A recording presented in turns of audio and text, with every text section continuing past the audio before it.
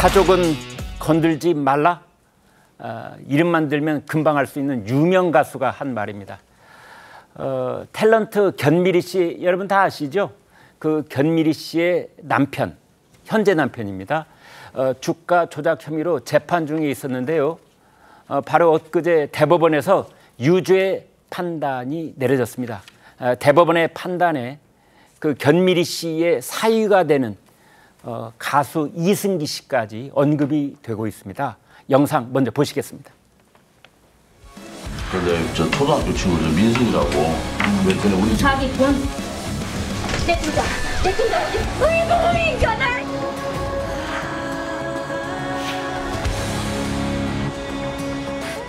그토록 오랫동안 움츠렸던 날개 하늘로 더 넓게 펼쳐 보이며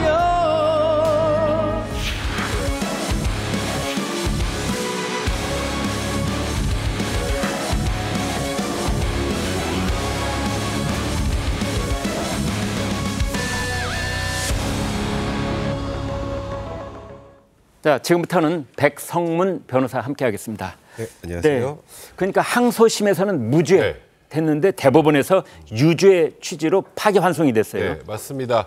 이 사건을 좀 간단하게 좀 설명을 드리면 보타바이오라는 회사가 있는데요. 네. 2014년 말에 이 회사 주식은 주당 4,000원이었습니다. 아, 예. 그런데 2015년 3월에 그 견미리 씨의 남편 말고 또 공동대표인 B 씨하고 견미리 씨가 6억 원씩 신주 발행을 해서 그걸 취득을 하거든요. 네. 그리고 나서 주가가 8,000원으로 오릅니다. 그러니까 2배가 올랐죠. 네. 그리고 나서 또 그해 12월에 견미리 씨하고 또 아까 말씀드린 공동대표였던 B 씨가 15억씩 투자해서 또 전환사채를 발행을 하는데 네. 그걸로 결국 나중에 주가는 거의 14,000 얼마까지 올라갔었고요. 4,000원에서 14,000원이면은 3배, 4배쯤 올랐군요. 됐죠. 네. 그리고 2018년에 상장 폐지가 됐습니다. 상장 폐지는 네, 맞습니다. 네. 그리고 아까 말씀드렸던 그렇게 유상증자 받은 주식을 되팔아서 한 23억 7천만 원 정도의 차익을 얻었다. 이게 그 사건의 요지인데 네. 일단 그 항소심에서는 실제로 신주 발행하고 전환사채도 발행한 게 맞기 때문에 네. 자본시장법상 허위 공시가 아니다. 네. 그러니까 그래서 이제 무죄가 나왔던 건데 네. 대법원에서는 자기 돈으로 샀는지 네. 돈을 빌려서 샀는지는 투자자한테 굉장히 중요한 정보이기 때문에 왜 그렇죠? 왜냐하면 아니, 빌려서 산 것도 그게 산 거죠. 자기가 네. 나중에 책임져야 될 돈이잖아요. 네. 네. 근데 그런데 많이- 그걸 구분을 합니까? 이제 그 항소심에서 지금 말씀하셨던 논거로 무죄가 나왔던 건데 네. 대법원에서는 이제 회사에서 어떤 공시가 나오면 투자자들은 그걸 보고 좋은 공시다라고 하면 투자를 하죠. 근데 주식을 거기 매입을 하죠. 핵심 뭐 오너하고 특수관계인이 있다든지 네, 근데 그런 사람들이 투자를 하면은 오너와 정보를 공유하고 있는 사람도 이 회사의 미래를 밝게 보고 투자를 하는구나. 그렇죠. 그런 정보가 가는 셈이에요. 그리고 이 회사가 그 전에 계속 적자가 났던 회사거든요. 네. 그런데 여기에 일단은 뭐 대주주 그다음에 회사에 경영하는 사람들이 자기 돈으로 더 투자를 한다면 앞으로 좋은 일이 있겠구나 예. 생각을 할 텐데 자기 돈이 아니라 돈을 빌려와서 끌어와서 썼다면 네. 그게 나중에 실질적으로 회사 입장에서는 아무것도 투자가 안 된 것과 동일한 상황이 된단 말이죠. 그러네요. 그러니까 이제 투자자들 입장에서는 충분히 그걸 알지 못하고 투자를 한다에 대해서는 이건 회사에 문제가 있는 거다 이렇게 판단한 겁니다. 공시를 할 때 그 돈이 순수한 자기 돈인지 네. 빌린 돈인지 네. 적시를 해야 된다. 네, 자기 자본인지 아니면 빌려서 한 것이 적실하지 않으면 네. 그건 투자자에게 혼란을 가져온다 이런 판단인 겁니다. 네.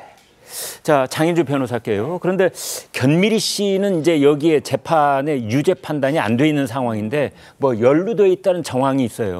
그렇습니다. 앞서 백 변호사님 설명해 주신 것처럼 그렇게 주식과 전환사채를 취득한 사람 중에 하나가 견미리 씨였기 때문인데요.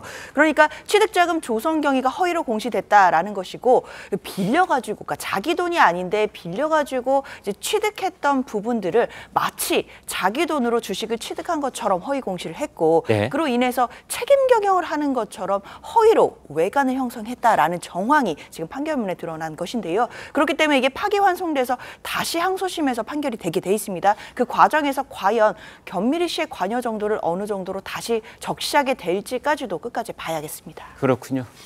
여러분 가수 이승기 씨 아세요? 젊은 가수인데 아주 유명한 가수입니다. 최근에는 뭐 기획사하고 뭐 이런저런 다툼이 있어가지고 또 언론에 많이 보도가 됐던. 근데 이 이승기 씨가요, 이 견미리 씨의 사위가 됩니다. 네. 그래서 이 대법원 판결에 이승기 씨가 이제 입장문을 냈다는데 그 입장문이 또 논란이 되고 있습니다. 그 내용 알아보겠습니다. 백 변호사님. 그러니까 지난해 4월에 이제 결혼 전후로는 이거 사실 이 처가의 주가 조작 사건은 다 오보다 이렇게 얘기를 오보라고요? 했었는데 아, 네. 대법원 판단이 나오고 이제 입장이 이렇게 바뀌었습니다. 이 사건은 본인과는 어찌 보면 무관한 결혼 전에 본인과 예. 결혼하기 전에 있었던 2014년 15년에 있었던 일이고 네. 그리고 가족은 건드리지 않았으면 좋겠다라는 취지의 이제 입장문이 나온 건데 정말 자체는 맞은 것 같은데요. 그렇죠. 근데 네. 이제 많은 누리꾼들 입장에서는 피해자들의 가족은 아, 본인 가족은 소중한데 피해자 가족은 소중하지 않느냐. 아까 아, 말씀드렸던 네. 것처럼 이 회사의 주식은 2018년에 상장 폐지되면서 투자자들이 엄청나게 많은 손실을 봤습니다. 네. 근데 이 피해자들 피해는 전혀 회복되지 않았는데 본인 가족만 중요한 것이냐. 이런 류의 비판이 나오는 거고요. 네. 그리고 이제 이승기 씨는 물론 말씀하시는 것처럼 억울한 측면도 굉장히 많겠지만 네. 일단은 이제 본인이 저 지방과 함께해서 가족이 된 이상 발언에 좀 더 신중해야 된다. 이런 비판도 있고요. 그리고 또 일각에서는 이승기 씨가 이 사건에 관련 있는 건 아니지 않느냐. 네. 이승기 씨에게 비난하는 건 너무 과도하다. 이런 갑론을박이 벌어지고 있는 겁니다. 네. 더더군다나 이제 이승기 씨는 결혼 무렵에 또 자기가 워낙 전국적으로 유명 인사이다 보니까 입장문을 내서 처가 쪽을 아주 두둔하고 이제 이 보도 내용이 다 오보다 이런 식으로 그 당시에는 또 항소심이 무죄 판결이 나오기도 했습니다만 이제 그런 입장을 내놨다가 대법원에 의해서 이게 뒤집어지니까 이제 이승기 씨 입장이 사위로서 참 입장이 곤란하겠다 이런 생각은 듭니다만 이제 이렇게 저렇게 흔들리는 그런 측면도 있겠습니다.